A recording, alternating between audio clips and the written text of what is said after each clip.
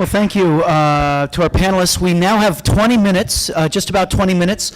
Cindy does have a wireless microphone. You can just raise your hand, and she will dash around the room. We've got a microphone on the table here. Hi, I have a quick question. In 1987, the Brundtland Commission issued the first report talking about sustainable development. And in there, they had an obligation of the economies of the North, the most developed nations, to assist the economies of the South to build economic well-being measures per capita per person, GDP per person. And if you look at what happened between 1987 and now, there has really not been a change in the economies of the South and the disparity between the economies of the North. And now with this set of goals, they're giving us 15 years to do what they didn't do in 30. What is going to need to be done to be dealt with the income inequalities between, the least developed nations and the most developed nations in such a way that we're not creating greater environmental degradation?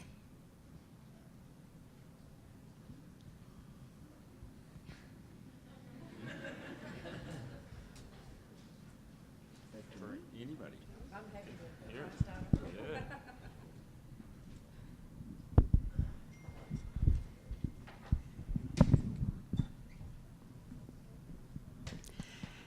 Actually, I think the story is a bit more positive than the one that you portray. There actually has been huge progress in poverty reduction in the last 3 or 4 decades in parts of the world. If you just take a country like Bangladesh, for example, it's actually, when it became independent, it was one of the poorest countries in the world. It's had massive progress in poverty reduction. Its human development outcomes have actually overpassed India and many other countries that are actually much richer than it is. Now, that's not to say that there is no poverty in Bangladesh. There's huge challenges, not least to do with the political discourse, the governance, infrastructure, and many other challenges. But on human development outcomes, it's one of the global success stories, and there are many other cases like that around the world. So it's a mixed picture. I think what really worries me is that the concentration of poverty and indeed the Sustainable Development Goal challenges are increasingly concentrated in the most fragile and conflict-prone countries in the world. And that's why I think projects like this transmission line and through these very, very unstable parts of the world are actually really important and is increasingly a focus of my institution and many other global development agencies, unless we can actually help to secure and bring peace and prosperity to these parts of the world, we won't be on track to achieve the Sustainable Development Goals.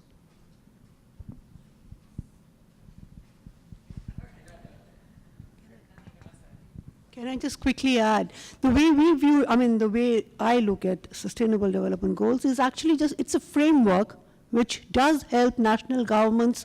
Somehow the global push towards quality of life push does help in framing policies. I agree with Annette that the MDGs, there was a lot of criticism. There's a lot of criticism who develops these goals, who develops the indicators. It's the global North who develops and South. You could go on and on with it. But the fact of the matter is that MDGs did help in improving maternal mortality, infant mortality, and access to primary education. So, if you look at the positives and work towards it, yes, there are challenges. But the problem with the SDGs right now is we don't have a framework for implementation, let's put it like that. So yeah, I hope that in the next year or two, some more clarity will happen on issues like that.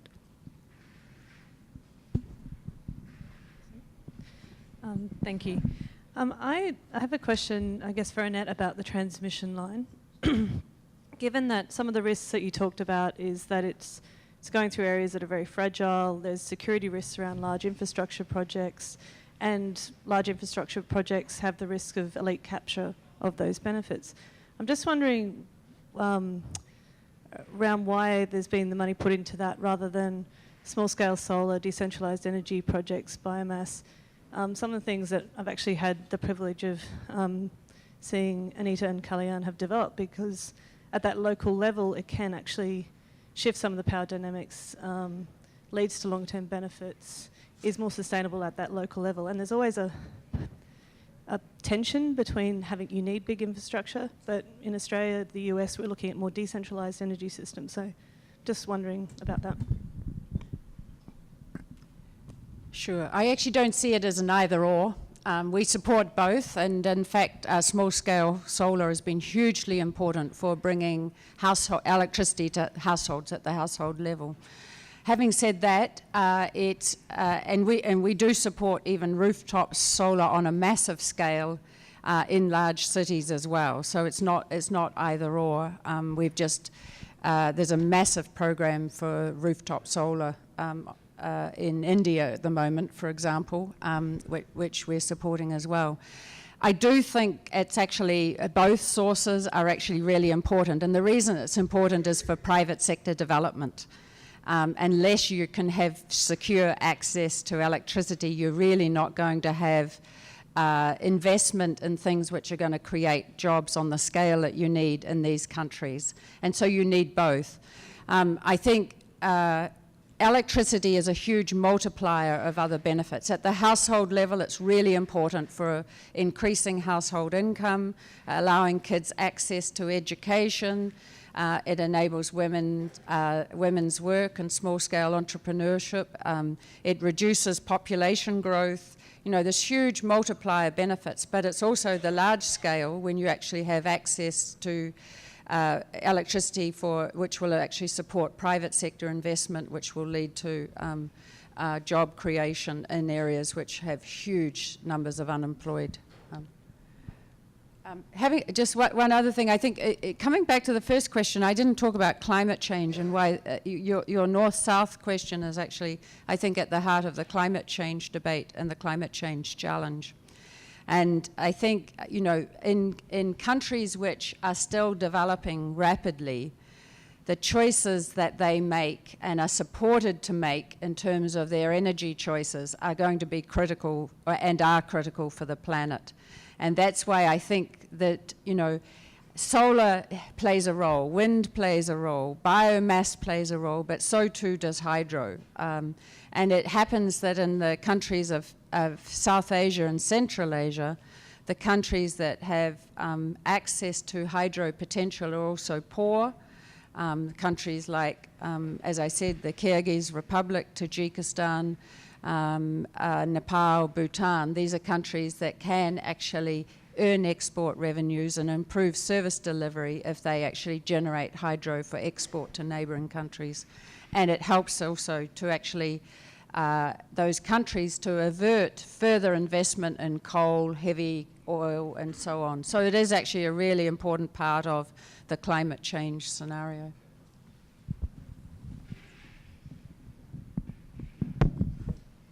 Yes, hi. One of the international issues that the World Bank is involved in is in the cultivation of seeds. And so, for example, in countries like India, where farmers have had thousands of years of experience and knowledge in cultivation of seeds, such as basmati rice, for example, they're now subject to patent laws that have nothing to do with their culture or their practice.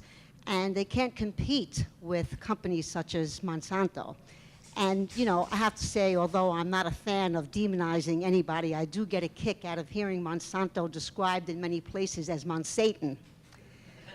My question is, what can the World Bank do to begin to respect the thousands of years of knowledge and history and practice in the cultivation of seeds?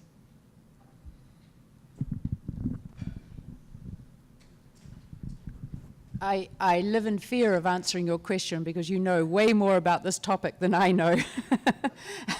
I think obviously everything we support has to be done with local ownership. You know, you don't get development unless there's local ownership. I think that's the point. And our goal is to try and bring international knowledge, best practice, evidence to support the country's development choices that they make. Having said that, I don't know anything about the seed question that you're referring to, but I can find people in the bank who can answer your question. So in 1994, it was the 50th birthday of the World Bank, and an organization here that I was leading organized a conference up at Bretton Woods to honor all the founders that were still alive. There were about 50 at the time. And Victor Urquidy, who actually just died just a couple years ago, was the representative from Mexico. And he gave a very impassioned speech about the battle that took place, because in the original negotiations, it was the International Bank for Reconstruction, reconstructing Germany, reconstructing Europe. And he was furious that there was no consideration to development. And he told, this was 50 years on, these were older people at that point, some 98 at that point. But anyhow, he still had the passion of somebody who in 1944 was fed up with the world discussing the rebuilding of Germany and ignoring what was going on in Mexico and Argentina and the rest. Uruguay in particular came up. And he described the session where they added "and development" to the International Bank for Reconstruction, and then "and development." So from the beginning, it's complicated, and it has always been a struggle, especially during the McCarthy era in the United States, the Red Scare era, where so many of the finest of the public servants were imprisoned, driven to suicide, thrown out of their jobs. I mean, these institutions went through massive change on top of a difficult birthing. And in that process, it takes a long time to keep the attention of a global institution on the more fundamental things like development. Reconstructing Europe, incredibly important, and the German Marshall Fund was an extension of that thinking. But development, which is what Victor Urquidy brought to that discussion, and he pointed out that these world wars came about because of economic crisis. I mean, he was quite articulate. I think if Victor was here today, he would repeat what he said at that conference, which is that it's a lifelong task to keep the needs of the poorest of the poor in front of the most powerful of the most powerful. And I think it's the work that we must do every day, keeping these things brought forth.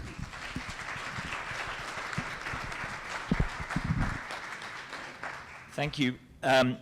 It came as a shock to me to know that the British had opposed the Universal Declaration of Human Rights when I thought British lawyers... Viciously. I thought British lawyers They had helped thought craft that it. those colonies would challenge them at the UN. But quite right. They were right. It's good to be criticized. It's good to be criticized, but hey-ho.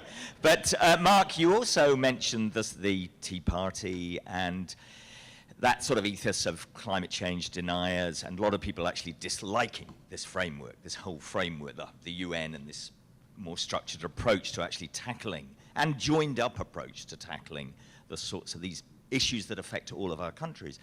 And also those work at the grassroots, in development work in all countries, not just the global south, but the north as well, have known that this neoliberal agenda that has swept through this wave that's been attached to globalization has also been reflected in the World Bank and the IMF, and which has been linked to things like privatization. There's been a sort of a deal whereby you accept some of these programs on condition that you privatize and withdraw the role of the state. Now, it seems to me that what we're seeing here is an end of that paradigm in a way, a recognition that you need to have a public-private civil society partnership, and that the state at an international level and through state agencies like the World Bank, and at state level here in municipalities, national governments, etc., have to be more interventionist once more. It's almost a social democratic ethos, I think, that we're seeing here, rather than a neoliberal ethos. Or maybe I'm completely wrong. And I'd like to know, because we in the community development world, you need to be funded from somewhere. You're funded either by your municipalities or through foundations and charities and all this sort of. Our ability to help mobilize and support and give technical assistance to communities on the ground requires us to be employed. And I'd like to know, what is the role? What do you see out of this as we go ahead, the role of bodies like the World Bank and state authorities in actually once again reinvesting in the employment of grassroots development workers?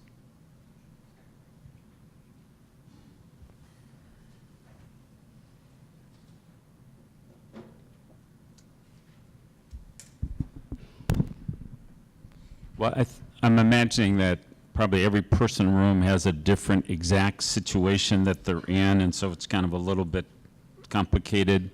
But I can, I've reflected on this a little bit because I've been, frustrated. I mean, for example, at this conference where we had all the founders of the IMF and the World Bank and what we now call the WTO, the IMF founders said, we created the IMF to stop devaluations of currencies. And then they went on to say, how did it become an agency primarily promoting the Washington Consensus, the devaluation of currency? So the founders were a bit perplexed, and I would say more than perplexed. They were upset that the purpose of the IMF to stabilize currencies had been, subverted through this process of, liberalization and deregulation at a global level. And so even the founders are, thinking about what to do with this. But I do think that at this moment in history, this community as a tribe, broadly defined globally, was pushed out of these important institutions generally, but that gave an opportunity for this tribe to be a somewhat clear-minded and clear visionary about the problems in the bigger thinking, in the Washington Consensus or whatever, and to then lead the articulated criticism of that. And in that articulated criticism, what didn't happen was the coming back together, making those criticisms vulnerable to being taken on by people like Donald Trump and then used for other purposes that were anti-international and hate-based and exclusion-based. So our tribe has some responsibilities for being very good critics and clear-minded with some good ideas about alternatives, but not figuring out how to bring that element back into the political process strong enough that it couldn't be captured. And, Brundtland Report is sort of famous by saying, the sort of economic, social, and environmental, the three-legged stool, that was the thing. But it didn't ever say that we needed to also be paying attention to the democracy or to the political, the economic, social, environmental, and political. And I ended up organizing this conference of the founders of the World Bank and the IMF, the WTO, because people at the GATT in Geneva, the trade organization, pushed back on me really hard and say, okay, you critics, where are your great ideas? Where are your big ideas? You're so critical, where are your ideas? And they said, maybe you should study your history a little bit more. And I said, okay, well, we'll invite in the founders and talk about the history. So somewhere in our work, we've been very, very good about criticizing and knowing what's wrong and having some ideas, but we haven't figured out how to marry that back into this kind of political process that gives us Donald Trump, Brexit, you name it, hatred and violence at an incredible level, at the community level, globally, right here at home, right here a mile away, and halfway around the world in Kabul. So I don't know what our tribe does with our responsibility in the creation of this current moment, but I'm very interested in what we do in the advancement of our thinking in the context of a political framework that then does not allow people to steal, to capture somehow our critical comments about what's going on in the world and turn it into more hatred and exclusion. I feel like that's where my country is going. I don't know where Brexit came from, but I suspect it came from something like that. I don't pretend to know what's going on in other parts of the world, but something looks wrong, and we have some responsibility in that we need to own and figure out what we're going to do with it. Sorry, could I just finish the latter bit of my question, which was about, this seems to be the return of Keynesianism in a way, I hope. Well, I'm so- seeing this sort of structure here, sorry, Yeah. a structure here which is about recognizing that states at all governmental levels, including the World Bank and the other institutions, are working in a more interventionist way with the private sector and with civil society. So my question was, do you think we're going to see more funding streams for community development work? Because it doesn't just happen, well, it can happen in a reaction rate, but it needs technical assistance support on the ground.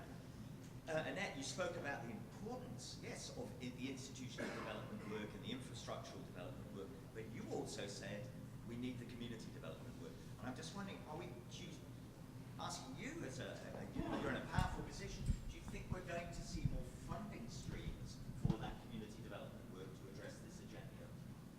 Well, I actually think it is happening now, maybe more than we appreciate. When we re-engaged in Myanmar after 25 years, the first thing we financed was community-driven development programs in the poorest parts of Myanmar, and that program's been scaled up even since then.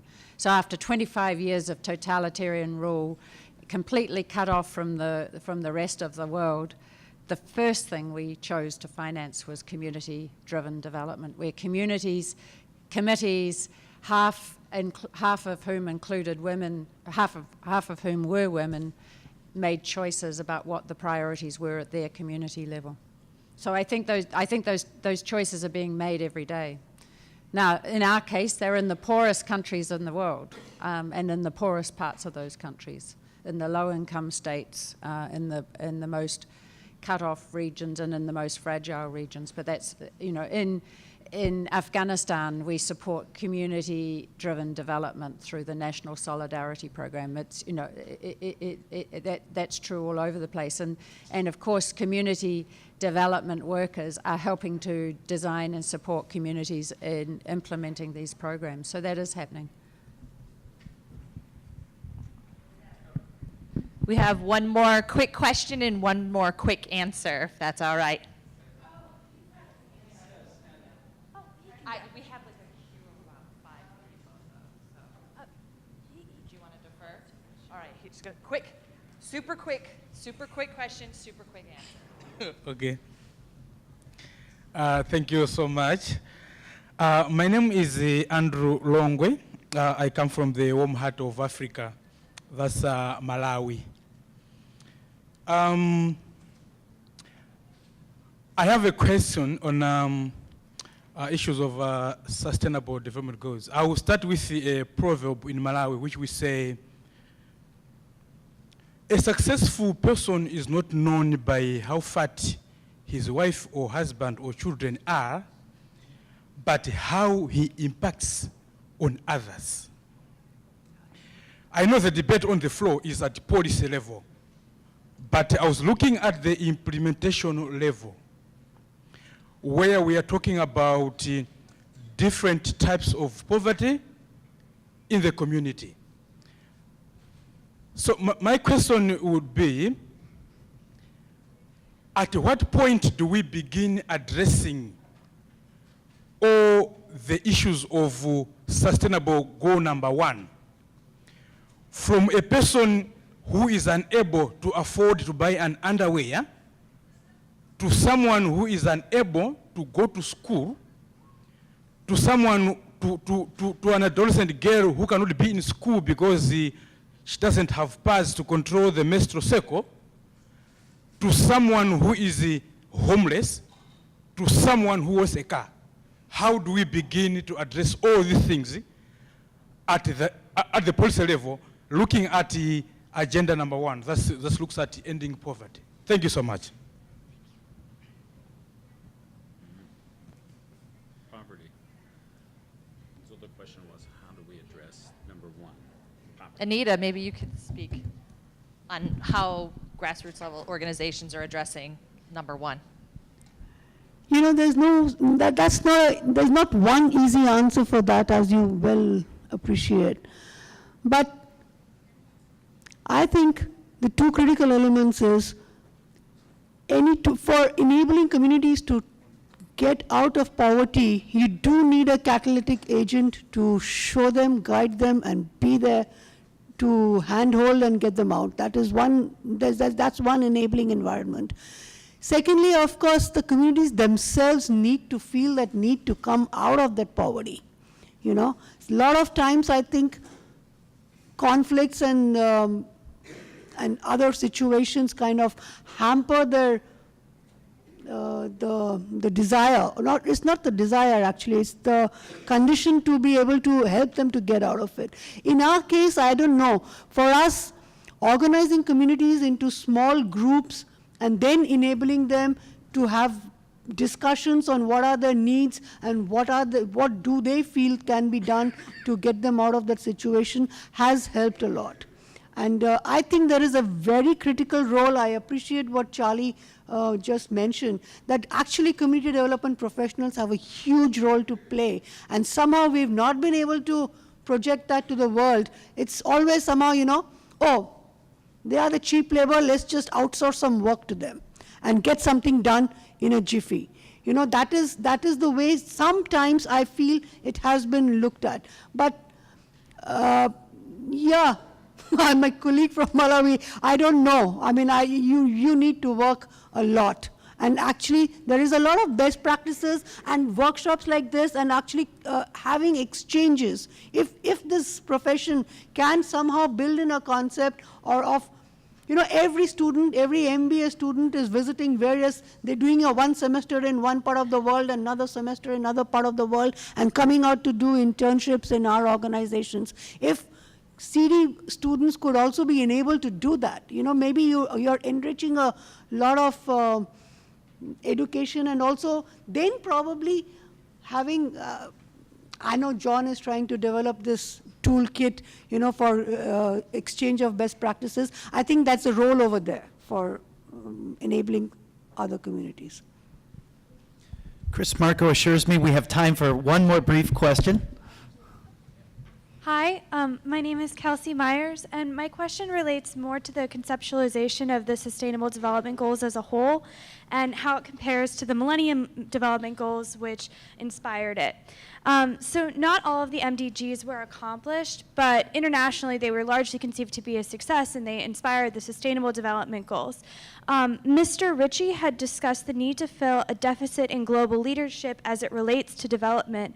And I know that the MDGs had 8 goals and 18 targets, and that many people hypothesized that that sort of relative simplicity was, and very strict focus was part of what made them successful, because they had arguably a clearer path for diffusion of that global leadership you had mentioned and of resources. And my question is that with almost 10 times as many targets and more than twice as many goals, do you think that the Sustainable Development Goals and development goals in general are increasing perhaps too rapidly and therefore diluting their focus? So what is going to be the impact of this really rapid increase in stated goals and targets from the UN?